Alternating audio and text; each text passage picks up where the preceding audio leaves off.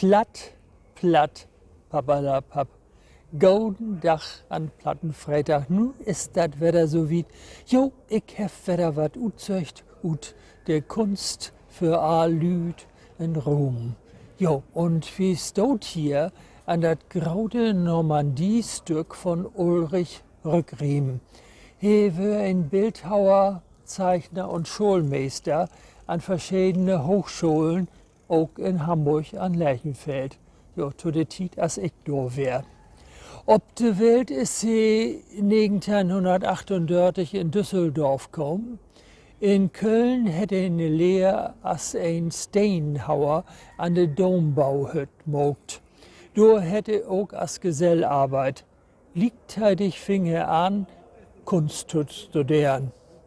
Dat hier ist sein Grau-Normandie-Stück, was er 1983 mogt hat. Dat liegt ob den Rosen achter dat Horburger Rothus und ist ut französischen Granit. He hättet den Horburger Bezirk schenkt. Dat Stück stahl an der Landung von der Alliierten am 6. Juni 1944 in der Normandie erinnern. Je könnt jo und schultert auch dobi denken, wat je wollt und dat für jo interpretieren. So, liebe Lüd. Und nu kommt dat nochmal auf Hochdütsch für die Hochdütschen.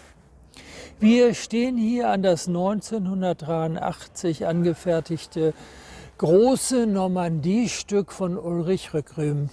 Es ist aus französischem Granit gearbeitet.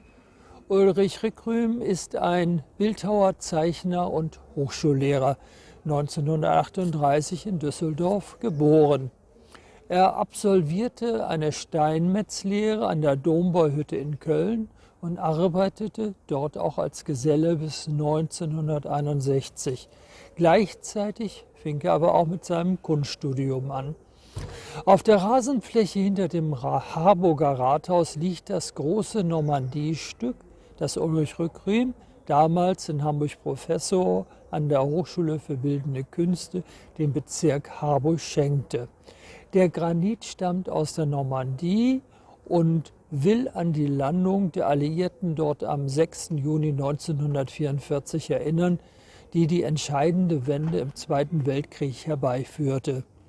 Dabei ist das Kunstwerk ungegenständlich und minimalistisch angelegt und lässt so einen großen Spielraum für eigene Gedanken und Interpretationen.